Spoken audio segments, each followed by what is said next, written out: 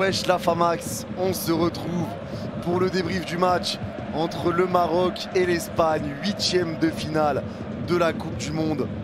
Bravo à vous les frères marocains, bravo à vous les frères.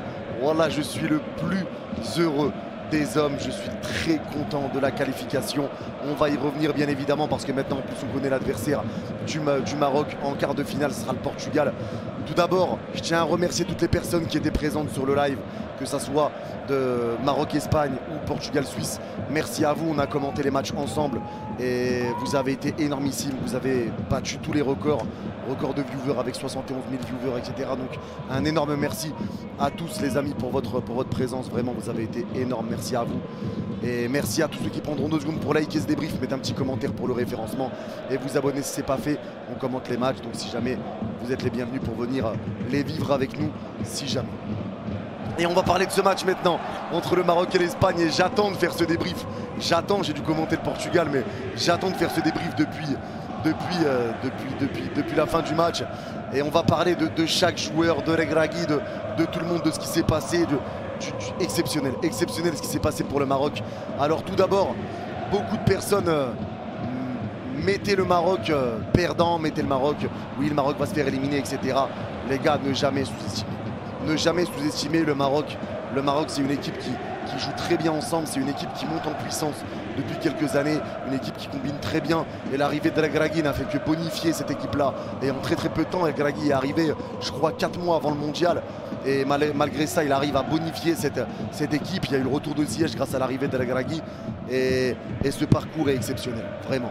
J'ai pas envie les gars, par contre non plus, il faut pas minimiser le parcours des Marocains. Leur parcours est exceptionnel. Ils arrivent à faire match nul contre le finaliste de 2018. Ils battent le 3e de 2018. Et là, ils sortent l'Espagne. Ils ont fait aussi un match contre le Canada, mais ils terminent premier du groupe de la mort. Et là, ils sortent l'Espagne en 8e de finale, qui est l'une des meilleures équipes au monde et l'un des favoris de ce mondial. Ils les sortent en 8e de finale, c'est exceptionnel. Vraiment, c'est exceptionnel. Donc bravo à vous les Marocains. Voilà, je suis très fier de vous. Je vous soutiens, je l'ai déjà dit, comme mon pays les gars. Le Maroc, on ne fait qu'un. Quand le Maroc joue, c'est comme si, pour moi, c'est comme si l'Algérie jouait, etc. Il n'y a pas de haine, on est frères et c'est comme ça. Et je suis vraiment content. Vraiment très heureux de cette qualification marocaine. Et espérons que ça continue et que ça aille en demi-finale, Inch'Allah. Mais pour l'instant, déjà, ce match a été énormissime. Et on va parler de chaque joueur, bien évidemment. Bounou. Alors Bounou, par contre, le petit bémol de Bounou, on va dire ça a été son jeu au pied. Dans son jeu au pied dans ce match, il a été vraiment catastrophique. Bounou, beaucoup de dégagements ratés, beaucoup de panique, il mettait du temps à dégager, il laissait le pressing espagnol arriver, des mauvais choix sur les dégagements en touche, etc. Donc sur le jeu au pied, ça a été un petit peu compliqué pour Bounou. Mais sur la séance de pénalty, il a été impeccable. Aucun pénalty encaissé, c'est exceptionnel. Un poteau de pénalty arrêté par Bounou devant Sarabia, Carlos Soler et je sais plus qui met le poteau, je crois, je sais plus, bref. Mais c'est Busquets qui rate, c'est Sarabia qui met le poteau. Exceptionnel Bounou, il a été incroyable, il a été élu homme du match d'ailleurs. Bravo Bounou, super gardien. Bravo Bounou, l'un des meilleurs gardiens au monde. Je pense qu'il n'y a pas photo. Hakimi sur le côté droit, les gars, Hakimi, c'est incroyable. Hakimi a été monstrueux, beaucoup d'apports offensifs, les 1-2 avec Ziyech, il combine très bien avec Hakim Ziyech, il a été monstrueux, la défense, il a toujours été présent, beaucoup d'impact physique pour laisser au physique le ballon sortir et récupérer des 6 mètres. Hakimi a été vraiment primordial dans ce match, il a été vraiment très important. Mais les gars, en vrai, je vais parler de chaque joueur, mais c'est le collectif qui a été exceptionnel. Les gars, Aguerd, que je trouvais un petit peu pas serein dans les matchs précédents du Maroc, il a été monstrueux, Aguerd. Il s'est donné, je pense au tacle qu'il a fait dans la surface dans les dernières minutes. Derrière, il sort sur blessure aux adducteurs. Il s'est donné comme un guerrier. Hakimi qui vient lui faire un bisou quand il sort. Les gars, c'est comme un symbole, mais ils sont partis la chercher pour Aguerd cette qualification, mais Aguerd, guerrier, c'était des hommes aujourd'hui. C'était des hommes, même si le Maroc a beaucoup souffert en deuxième mi-temps. C'était des hommes, il aurait même pu marquer en première mi-temps Aguerd avec cette tête qui passe au-dessus. Saïs a été incroyable encore. Le taulier de cette défense, pour moi, de cette défense centrale. Saïs, c'est impeccable, c'est impressionnant. Monstrueux Saïs, il n'y a rien à dire. Mazraoui, c'est pareil. Les gars, la défense marocaine est impressionnante. Ils ont pris un seul but. dans ce mondial, et c'est face au Canada en ayant joué également la Croatie, la Belgique et l'Espagne. C'est exceptionnel. Le Maroc s'est vengé de 2018 et de ce vol qu'ils ont pris, parce qu'il faut dire les termes, de ce vol qu'ils ont pris face à l'Espagne en 2018. Et comme un symbole, ils vont affronter pareil une autre équipe qui était dans leur poule en 2018 et sur qui il y a un vol, le Portugal. Le Maroc s'est vengé de l'Espagne, ils peuvent maintenant se venger du Portugal. Ça va être dur, le Portugal vient de gagner 6-1 face à la Suisse et les ont déchirés sans même forcer. Donc ça va pas être facile non plus, on le sait, mais comme ce n'était pas facile de jouer l'Espagne, et le Maroc l'a quand même fait.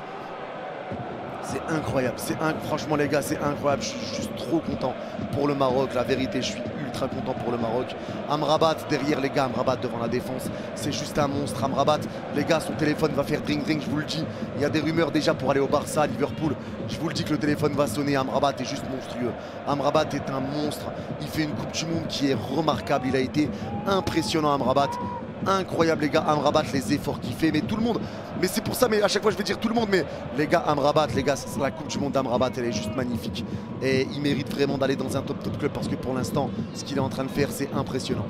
Ounahi, des pertes de balles, j'ai été un peu moins fan d'Ounahi et d'Amallah aujourd'hui dans ce match, avec quelques pertes de balles, après il y avait un gros pressing espagnol, j'ai été un petit peu moins fan, après voilà, plus Amallah un petit peu plus dans le dur que Ounahi.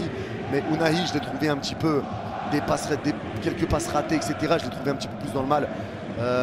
Il y avait la question, est-ce que Sabiri aurait pu débuter le match? Au final, heureusement que c'est Ounahi qui a joué. C'est comme ça. Même s'il y a eu un petit peu de déchets, c'est normal, vu le pressing des Espagnols et vu que les Marocains étaient quand même plutôt bas. C'est normal que Ounahi ait perdu des ballons, mais il s'est donné beaucoup. Les deux se sont donnés, Ounahi et Amallah, même si tout n'a pas été parfait. Ils se sont donnés et ça a fait le taf et chacun a joué les uns pour les autres. Ziyech maintenant sur son côté. Ziyech, ça a été le joueur. Les gars, là, j'ai plus envie de parler de Ziyech sur le point de vue défensif. Ziyech est revenu aider Hakimi un nombre de fois incalculable. Et tu le sens, après tout ce qui s'est passé sur Ziyech, les déclarations sur le Maroc, le fait qu'il voulait plus venir avec l'équipe. Ziyech, tu le sens, les gars, il s'est donné pour le Maroc, il s'est donné pour les supporters, il s'est donné pour le drapeau, Ziyech. Il s'est donné pour le drapeau. Et pareil, pareil pour Boufal sur le côté, mais Boufal, on va y revenir après. Mais Ziyech, point de vue défensif, il a fait d'énormes efforts. Il a été très bon. Pareil, un petit peu de déchets de temps en temps dans ses passes, etc. Mais il a quand même apporté pas mal de situations également. Même si ça a été dur pour le Maroc, Ziyech, vraiment, les gars, ça a été impressionnant.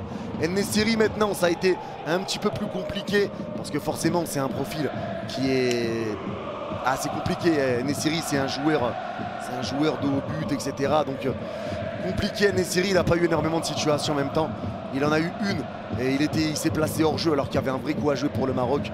Mais bon, c'est comme ça, il y a des matchs où il a été déjà très important, il ne peut pas l'être tout le temps.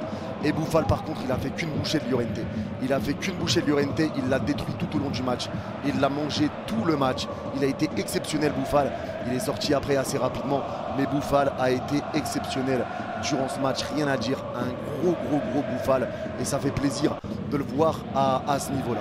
Et maintenant, sur les changements, les gars, Yamik a été vraiment très bon également. Il a remplacé Aguerd. Par contre, les gars, Chedira, je suis désolé, mais Chedira, il a raté 2 énormes occasions pour le Maroc dans les prolongations. Maintenant, voilà, tous les Marocains ont été le réconforter, etc. À lui dire que c'était pas grave pendant la prolongation. Mais quand même, les ratés de Chedira sont inadmissibles. Mais bon, c'est comme ça s'est arrivé comme ça. Le Maroc s'est qualifié au penalty, alhamdoulilah. Mais voilà, Chedira, les ratés qu'il a eu sont quand même. Il a eu 2 grosses occasions. Et c'est pas normal de les rater comme il les a ratés. Abdé est rentré, ça a été un petit peu compliqué aussi pour lui.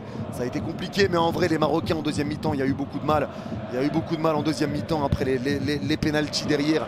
Ils ont été très bien frappés, mis à part Benoun qui l'a raté. Mais c'est pas grave parce que quand il a arrêté le ballon, encore une fois, Bounou, tous les Marocains sont venus sauter sur Benoun. Vraiment les gars, c'est magnifique. C'est magnifique ce qui s'est passé. Je suis très heureux pour vous les frères marocains, vraiment.